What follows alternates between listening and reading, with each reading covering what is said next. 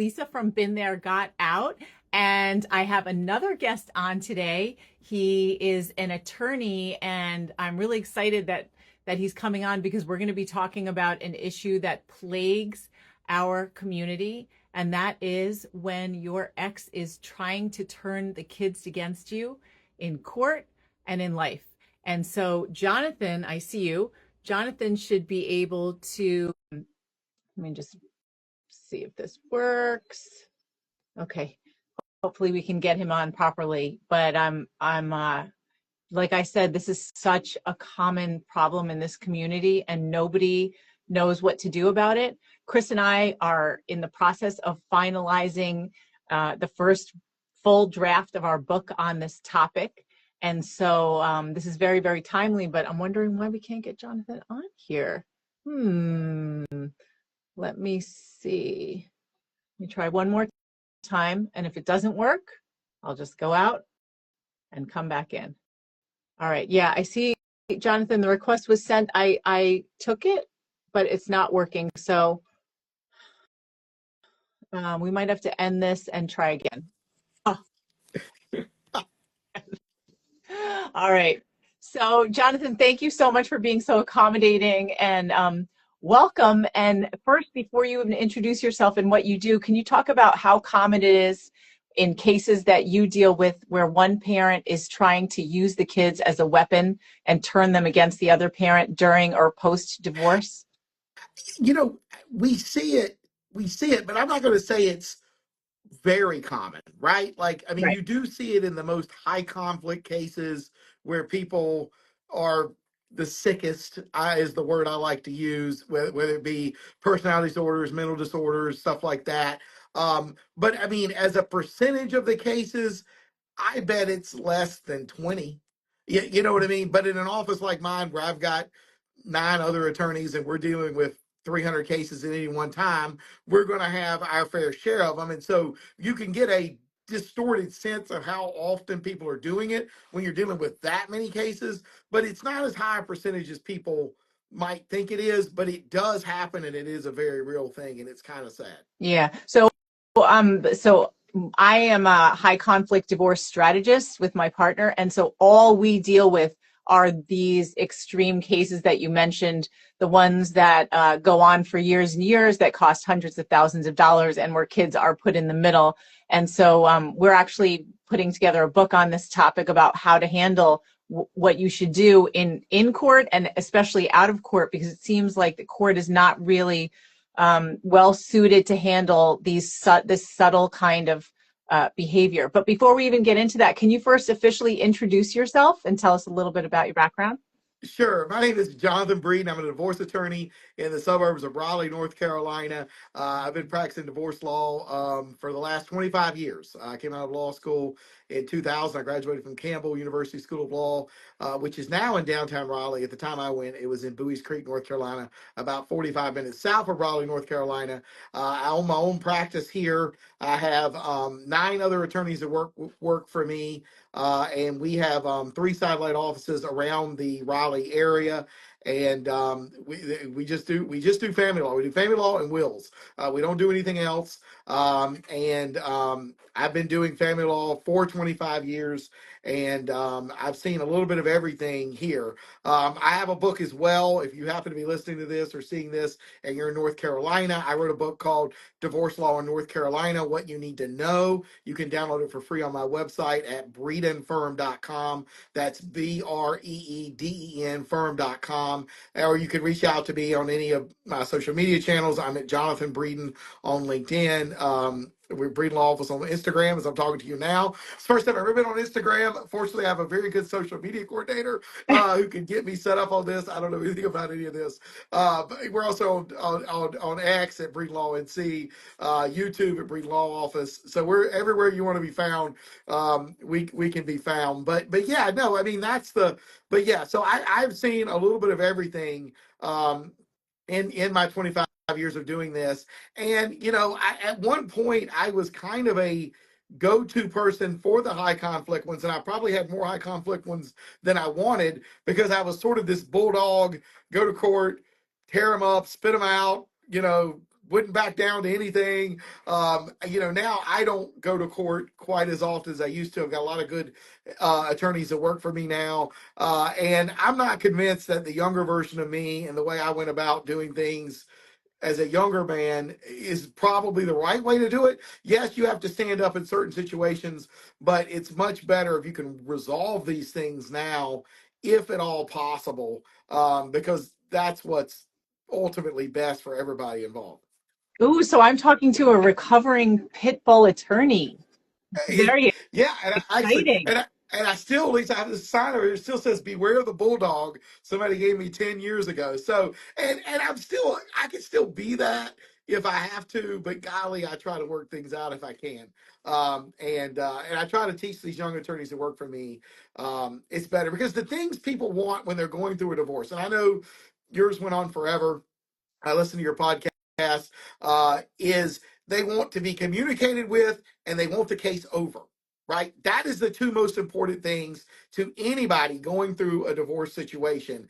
And so we do try to proactively communicate with people and we do try to get it over if we can as quickly as possible. And the vast majority of the cases that we deal with, we can get done in 6 to 8 months. Now, these high conflict ones, yes, they go for years. I've got a case right now that I've had since 2012 that I'm still in the process of trying.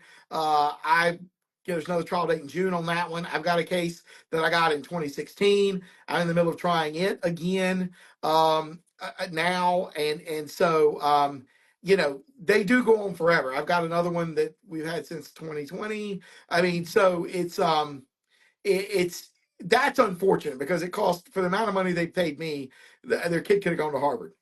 Yep. And I don't know that anybody's any better or worse. And I don't know how many of y'all are aware, but the shooter in Florida State last week is the product of a high conflict divorce. And that young man at one point was taken to another country to be kept away from his father, is what I've read. Now Mm, these are news reports, right. but it seemed from a fairly reputable source Mm, that at one point his mother took him to Denmark, I think, and kept him there for 6, 8, 9 months away from the father when it was only supposed to be a weekend visitation. mhm. And that eventually the father, I think, ended up with custody. And that's when you hear on the news about the stepmother is the sheriff's deputy. And that's how the sheriffs knew him because he was involved in some of the junior academies and stuff like that. So when he say he's the son of a sheriff's deputy, that is true, but that is his stepmother. And I don't know why this young man decided to kill random people at the student union at Florida State. I mean, I've had clients commit murders of family members. I've had clients get murdered. You do this for 25 years, it's going to happen. But I do wonder if that conflict and that tug of war and how his mother taking him away from his father to another country and the father having to get him back. And I'm assuming probably the mother didn't have as much time as she had before. She decided to abscond with the child to another country. I'm assuming that. I wonder how that affects that young man that leads him to be a murderer at 19 or 20. When from the outside, he's a regular student at a major university. So, there are consequences to these behaviors, parents' behaviors. I mean, the children are affected.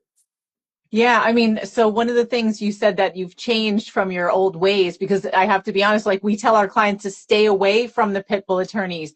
We don't want aggressive attorneys because we want to, like you said, try to settle it out of court because we feel like the conflict, the more the litigation, the more the conflict, besides all the money and time and energy that's being spent, it's dripping down onto your kids and they're feeling it. And certainly this story you just told is an example of how kids are affected They by they being in these well, situations. they are. And my experience has been that if one parent is alienating the child from another parent, when the child grows up, they resent the parent that did the alienating and they have nothing to do with that parent ever again. Mhm. And I've seen that literally, when you're at the same intersection in the suburbs of Raleigh, North Carolina for 25 years, you've watched the full circle of life, right? And I tell this story all the time to people that come into my office. My daughter now, a few years ago was playing softball. One of the children that I was in a very high conflict case with, showed up with her daughter, who was going to be on my daughter's softball team, and they became pretty good little friends. That case was a mom alienating a dad. I saw my former client. He came as the grandfather for the Little League softball game. And as Mhm. I started talking to them, I realized that the mother now doesn't speak to her mom because the mom, I mean, this was a crazy case. It was one of those cases like you hear about on your podcast. Yeah. And once that little girl grew up and she had her own adult reasoning and she saw what her mother had tried to do, she has nothing to do with her mom. And she is 100% with her dad, and her dad was there, and the dad's wife, and she grew up to be a school teacher in this community. And the kid seems fine, and it is what it is. But like, that's not the only time I've seen that. But that's one of the more recent ones where it's like, once they figure it out, they're going to figure it out. And you don't, like, they won't be kids forever, Yeah. and they won't even be kids that long. And so that's why you really should not go about alienating people at all. I listened this morning knowing I was going to be on with you. I've listened to several podcasts. I listened to the one with the Susie lady. I think she may be from Australia. I mean, what Mhm. that lady said was spot on, like Mhm. about helping kids and how they communicate with the other parent if the parent's difficult. Like she was right. Like a lot of the stuff she said, I thought you were right. Your questions to her were really good. So I don't remember what episode number that was, but I really enjoyed you do so many right. But I really enjoyed listening to her. But I mean, I try to tell parents, look, the child is half the other parent. Mhm. And if you criticize that child, if you criticize the other parent, you're stabbing that child in the heart. Mhm. I mean, you literally are taking a knife and stabbing them in the heart because they only get two parents, just like she said on the other podcast you did, and that parent is crucially important to her, and they don't have these biases towards that's their parent and that's the only parent they get. And they get two parents. And so when you criticize the other parent, you're not doing anything but stabbing your child in the heart. Yeah. Wow. Such a vivid image because the child is half of that other person. Correct. So And you we, chose that other person, Lisa. They yeah, didn't. You did. yeah. So one of the things, we deal with a lot of heartbreak because a lot of our clients have had children, men and women, who have had their children turned against them during and post this big war in the court system, and they feel like the kid is never going to see it. Or they're thinking, what are my legal options to do anything about this? Like, what can someone do? Well, first of all, let me back up. What's the first sign? I have the answer in my head, but what's the first signs you see when someone is trying to take the kids away from the other parent, let's say during or post divorce? Like, what are some red flags that you notice that, like, oh, it's going to be one of those? Well, if they come in to do a consult with me and they tell me they haven't seen their kids in 90 days, it's going to be one of those cases. Mm-hmm. They separate. Nobody's going to court yet. Everybody's trying to figure out what they're going to do, find a place to live. If they come in and say they hadn't seen their child in 3 months, it's going to be one of those cases. Yeah, Yeah. you just know it because clearly the other parent is not interested in that parent being in the child's life. If it's been 3 months and they haven't seen their child and they used to just live with the child and they just separated, so that is Mm-hmm. one sign immediately that you're going to have a problem. Another sign is that they may be seeing the child, but the child is starting to parrot the other parent's criticisms that the parent receiving it is hearing, and they know it's from the other parent because they've been hearing it throughout the relationship. Right? People Mm-hmm. speak the way they speak, the criticisms they give. And the child, these young children, they don't know. They're just repeating it. And so they're not thinking about it. They're just repeating it. And so if you start having a parent come in and say, look, my child is starting to parrot what I heard my ex spouse or my separated spouse say, then you're going to have a problem. Those are two of the very first signs that you have. Yeah. So what you just said, we call that borrowed scenarios, where kids are saying things that are not what would normally come out of their mouth. That's from like a different developmental level, usually older, like it's adult words that they're saying. And we see that all the time too. So let's say you get one of these cases and someone says, I haven't seen my kid in 3 months, especially if they have a parenting plan that says they're supposed to see them every single weekend. You as an attorney, what steps do you then take to try to fix this?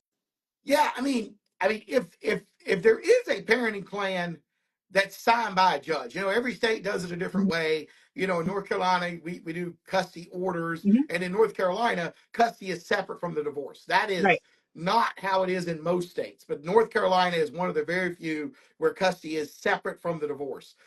If they come in and they have a court order signed by a judge and the person is not complying with it, well, then you start filing show causes and see if you can't get the parent brought to court and have them held in contempt of court and possibly placed in jail for violating a valid court order, for willfully violating a valid court order. Most of the people that come in those scenarios, they don't have anything, right? They thought they had a verbal agreement. They separated within the last 6 months. Maybe they started seeing the child every other weekend, but then they got a new girlfriend and the mom got mad and now they can't see the kid anymore. Um, stuff like that. So the first thing I want to do is try to file an action so that Mhm. I can try to get the other person served so that I can get a court date and I can get them into mediation, right? In North Carolina, you go to mediation Mhm. first. And a lot of times they can settle it in mediation. The court pays for the mediator. Lawyers are not involved in North Wow, Carolina. you're Yeah. lucky. And yeah, in North Carolina, the custody mediations the mediators are provided by the court and the lawyers are not allowed to go. Mm, Now, property, alimony, amazing. custody mediation after you've been through the court's mediation, well, that's different. But the court pays for at least one mediation, and the lawyers aren't allowed to go. And those mediators do a pretty good job of getting cases resolved. But if that falls apart, then you go to court and you have a hearing and see if you can get a judge to grant you some visitation with the child, moving forward. And most judges are not going to care that he cheated Mhm. or that maybe. I mean, we had one yesterday where we had some domestic violence. Was it the worst domestic violence case I've seen? No. Was it inappropriate? Yes. That dad still got 50-50 of a 2-year-old because it didn't really affect the child. Like Mhm. the child was there for some of it. They were arguing. It wasn't the worst we'd ever seen. The parents are going to be apart. The mom's got a restraining order. But there's no reason. So the court's like, well, there's no reason why he can't have 50-50 custody of his kid. Like, he's a loving father. Like, yeah, maybe he's not the best husband, but, you don't give me a reason why he's not a good dad. That was upsetting to our client, I think. But, once again, the court was looking at what it thought was best for the child, and the parents just need to be apart. Yeah. Okay, so I'm trying to read this question. Could you please share a good sentence? I think, whoops, it's your shirt is so light, Jonathan. It's Oh, hard. It's because it's okay. white text. All right. I can't see it. Um, he wants to live with dad who lets me do what I want. Okay. What sentence can you share with the judge when a child is saying, well, I want to only be with the one parent who's basically letting me do whatever I want and pulling away from the other parent who's trying to parent and discipline like a normal person? Well, I mean, I think you have to point that out, right? So if the child is there to talk to the judge, which they allow in North Carolina, then the law. But in some courts in North Carolina, the lawyers get to go into the judge's chamber and ask the child questions. Okay, Mhm. and if you get to do that, then I just start asking the child. If I know that it's a rule issue, I just start asking very open-ended questions to the child about what is your curfew? What time do you have to go to bed? Are there Mhm. screen limits? What are you allowed to watch? Mhm. Is anybody checking behind you? I Oh, start doing stuff like interesting. that. And if I'm talking to the child, are you allowed to vape? Yeah, I mean, just stuff that and oftentimes the child will tell me the truth. And Yeah. Wow, you that's so sort of start to clever. pull that right. You sort of pull that out of them. If the child is if the judge is talking to the child and you're not, sometimes the judge lets you send a list of questions, Mhm. so that because the judge needs to Yeah. know that your issue with the case is that I got rules and the other side doesn't, right? Like, and most judges have children, and Mhm. so they get it. They're regular human beings, Mhm. so there is that. So that's what I try to do, in that scenario. And I'm letting the judge know that from the beginning. Like in the opening statement, I'm letting the judge know that we think there are rule issues on the other side. And usually Mhm. there's consequences to not having rules. Kids have come in contact with the police department because they're riding their dirt bikes at 2 a.m. down some highway somewhere. Like, I mean, Mhm. that's what happens when you don't have Mhm. rules. That, I mean, so, and so usually you can have, they're late for class or they don't have their homework on dad's nights. Mhm. Like, there are consequences to not having rules. And so you need to be able to bring show the court that this child is having those consequences. And why, which is why you should keep primary custody or whatever if the parent doesn't have rules. Yeah, I was going to say, what should someone ask for? Like, what's appropriate relief when it doesn't quite hit like a best interest factor, but it certainly affects things.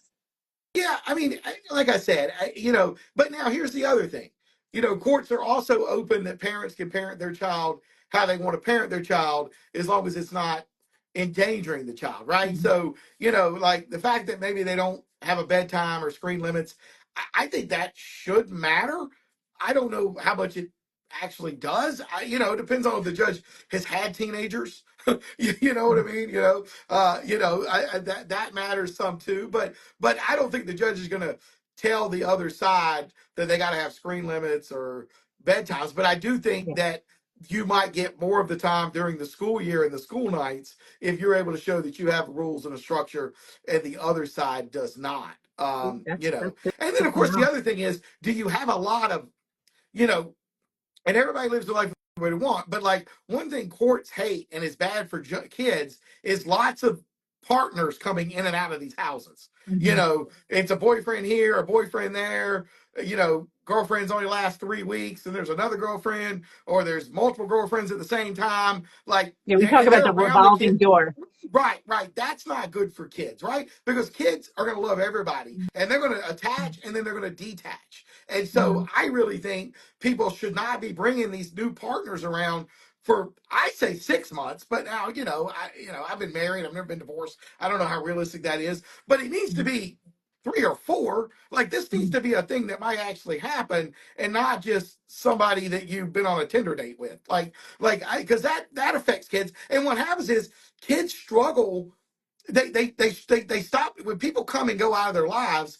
They don't know who to trust, Mm. and they get this anxiety of not knowing what's going to go on. You're here, you're not here, and that affects them as they go in and start having relationships as well because they don't trust anybody. Oh Or it can my gosh, happen. that's such a great point. You're making me think like we have a client who is getting a divorce and her ex has been having an affair for a while and is trying to take their very young daughter on vacation and she's livid and doesn't and feels like the daughter's been affected. The daughter's behavior has changed in school, but she feels like she can't do anything about it to prevent a vacation because like what's a court going to say? What are they going to do?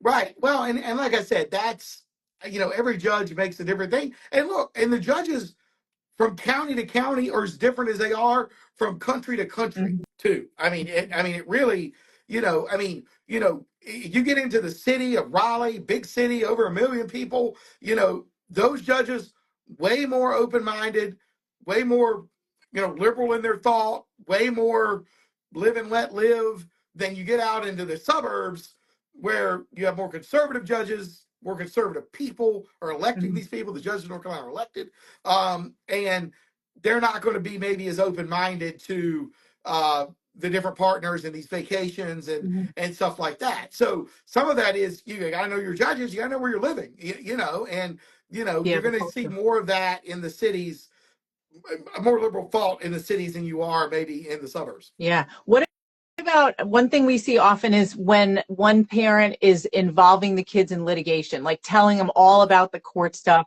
saying if it weren't for your other parent, we wouldn't have, like, how do you deal with that with your clients when they're not the one doing it, their ex is doing it?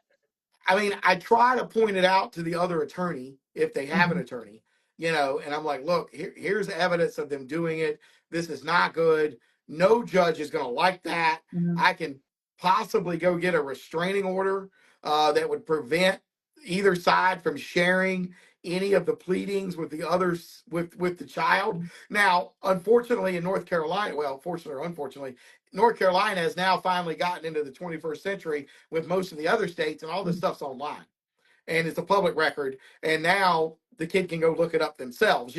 We just got that in the last 3 years in North Carolina. For a long time, you had to go to the courthouse and get a physical file. Now, you can put that in the order, but I mean, these kids are better on computers than I am. If they really want to see what's being said, they could probably go find it. So that does make it a little more difficult to keep the stuff from the kids. But it's not. The thing is, you're not going to win any arguments by trying to get the child on your side.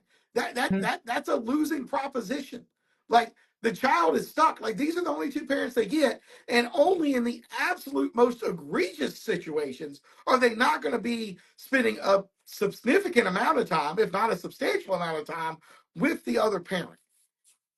Can you talk about that? Because that is something I think a lot of people have ideas of what the word egregious means to them versus what it means in the legal system.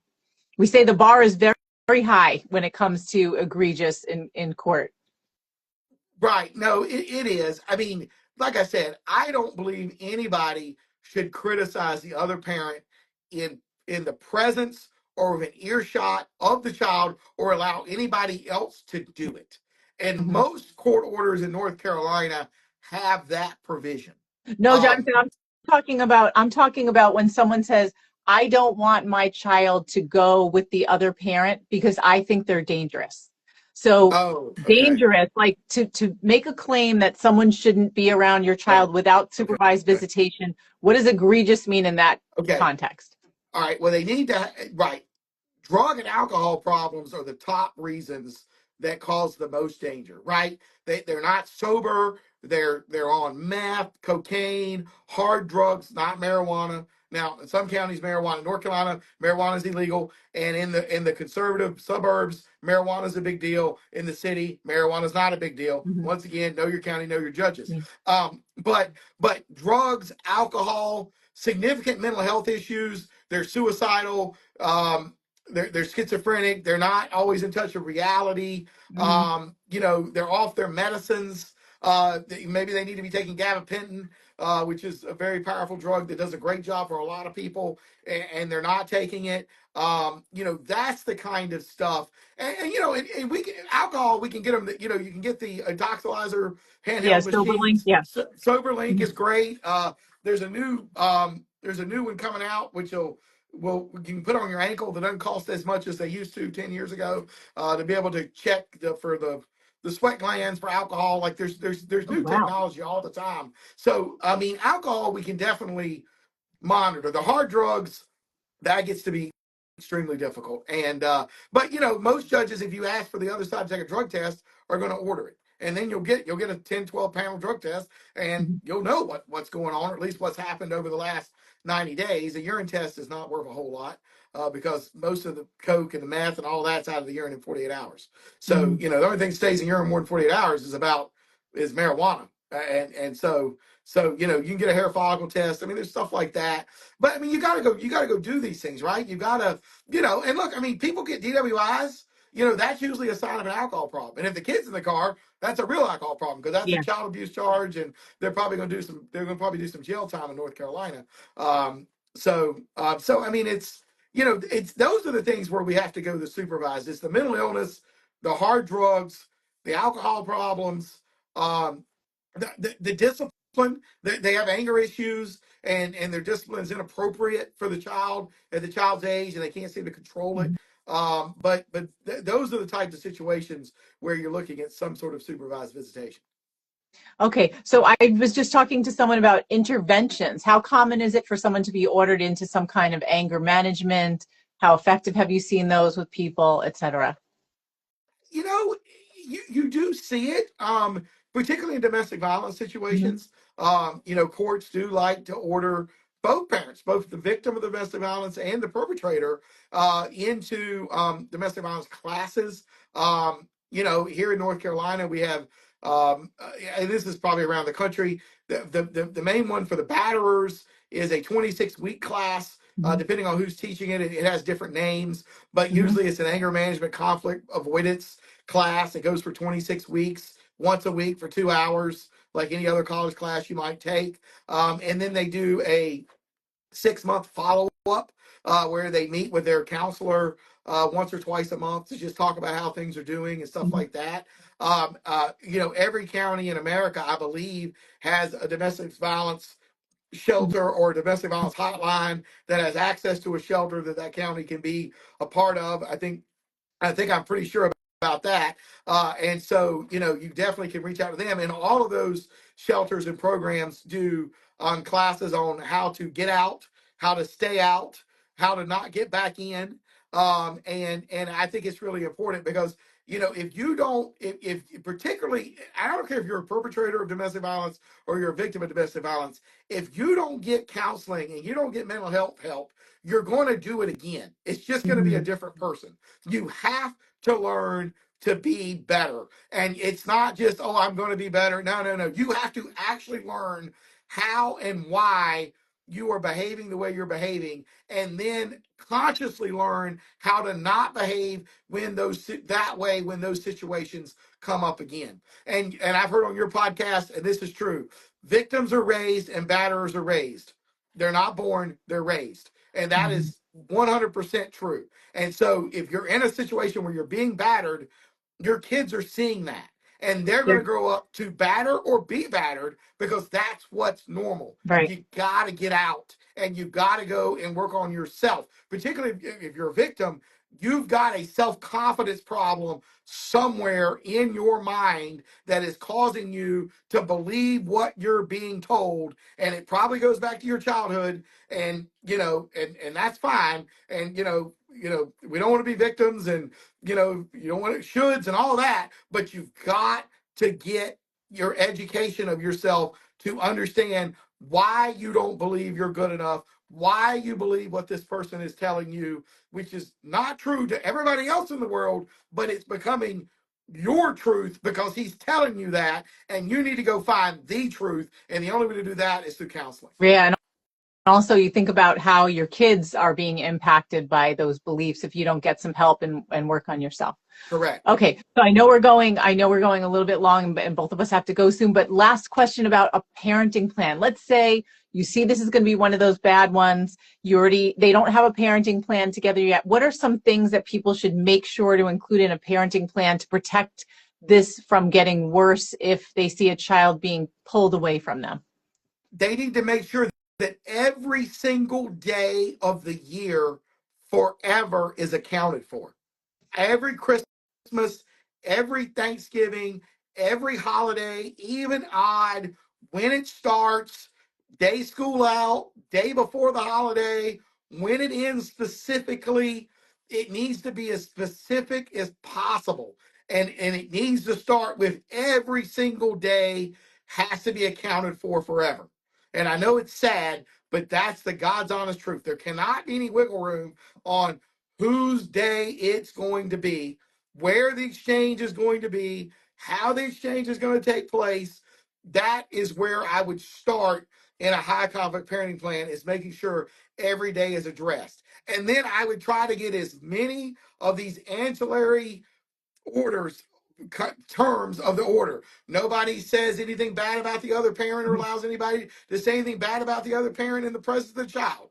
Nobody drinks alcohol in excess to where they are too drunk to drive a car, and nobody uses any illegal drugs in the presence of the child. You got to get in what's going to happen with the extracurriculars. How is the extracurricular going to be chosen? Who's going to pay for it? Who's going to take them? That needs to be addressed. Every child gets one extracurricular every season, and we're going to pay 50-50 or 60-40, that kind of Mhm. stuff. And if you're in a joint custody situation where it's 50-50 or close, then each side has to take the child to the practices and to the games.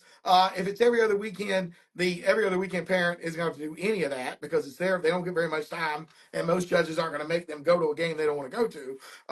And hopefully they want to go, but if they don't want to go, no court's going to make them go. So, I mean, I think that is important. It's got to be detailed. I mean, it needs to be 8, 9, 10, 11 pages long, single or double spaced, of Mhm. all the things that could possibly go wrong. And a good attorney is going to have a standard high conflict 5 pages you want to get in there. Mhm. You know what I mean? That I've Yeah. been editing for the last 25 years. Like, I know I need these 5 pages of stuff because I got to make it real clear as to how this thing is going to go. And A lot of times the high conflict is the other side is creating conflict because they want to remain relevant in your life, right? Mm-hmm. The number one thing that a bully and a narcissist and all of that and a controlling person, their greatest fear is to be ignored. Yep. And so they're going to continue to act out and they're going to try to get a reaction, just like my teenager likes to try to get reactions. And unfortunately, my wife says, I take the bait. And so I'm going to get more things to see if he can get me to react, Yep. right? Yep. Well, it's the same thing in a divorce in these high conflict cases. One side is really trying to work it out and get along, and one side is just trying to make the other side react and sort of acknowledge their existence because good attention or bad attention to a narcissist and a bully is the same, Mm-hmm. right? It's I know. all I attention, and say that's it what they all the time. want. Right. And so not reacting is one way to make it go better. Don't, and if you react personally and you get mad and you want to scream and yell and you want to throw something, fine, but don't let them see the reaction. Don't answer that text. Don't respond to that email immediately. You know what I mean? Just calm down, because if you start getting in a text war, I mean, they're happier than a pig in slop, even if you're telling them to go to hell. I know. Actually, so Jonathan, we just released our first course. We have this program called From Fear to Fierce in Family Court, and it's on strategic communication. It's called How to Communicate with Your Ex Without Destroying Your Case or Losing Your Mind, because this is the biggest issue for getting people to react, and they have got to learn how to do it and to not take the bait, because everyone takes the bait until they understand exactly what's going on. Right. So, Yeah. And if you'll start ignoring them, eventually it'll calm down. It won't be immediate, but it will calm down eventually. and it's hard. It's hard to ignore because of the dynamic that was already present in the relationship. And now they're Right. limited. They don't have the day to day. Right. So they up the ante with Right. that. Well, and the other thing is, I want everybody listening to this, think of these domestic violence and these situations like a yo-yo, right? It's all about control. So here's here I'm going to punch you in the face, and here's a dozen roses because you made me punch you in the face because you didn't do what I told you to do. But it's all about control and a yo-yo. And as they start to lose control, and as the relationship starts to end, the yo-yos are going to get greater. The gifts are going to get more, and the violence is going to get worse. And so, because they're going to keep going back and forth to determine what can regain control of the situation. So all of a Mm-hmm. sudden, you're going to get jewelry you can't afford. You're going to get a car you can't afford. I mean, it's going to be crazy because they're trying to regain control. And if that doesn't work, well, then the hitting is going to get worse. The verbal abuse is going to get worse.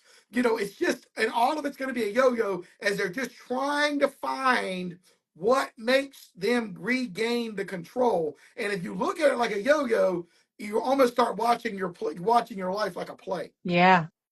Yeah. Because you can kind of step back a little bit. Wow. Well, I'm so glad, Jonathan, that we still got to talk today. Can you remind people how to find you? Yeah, we you can reach out to us at breedenfirm.com. That's BREEDEN firm.com. We're on Instagram at Breeden Law Office. We're on Facebook at Breeden Law Office. We're on YouTube at Breeden Law Office. We're on X at Breeden Law NC. I'm on LinkedIn at Jonathan Breeden, Jonathan, not with an H. And so we'll be glad to try to help you answer questions as best we can. We have a podcast as well, but it's a community podcast. But every once in a while, we do, every fourth or fifth episode, I talk about family law issues. It's called Best of Johnston County. It's on Apple and Spotify. And while North Carolina is a little unique in its bifurcated way of doing things, custody's custody and child support, child support. So you may find some use in listening to some of those episodes that we call Ask Jonathan Breeden Anything on the Best of Johnston County podcast. So be glad to answer questions. Be glad to do this again, Lisa. I've really enjoyed it. I've enjoyed your podcast since I got booked on. I've been listening to it regularly. I think you're doing a great job. I appreciate people like you go out there providing this information for people for absolutely free, because if you don't know your rights, what rights do you have? Exactly. Wow. All right. Well, thank you so much, Jonathan. We'll definitely do this again. All right. All right. Thanks a lot. All right. Take care.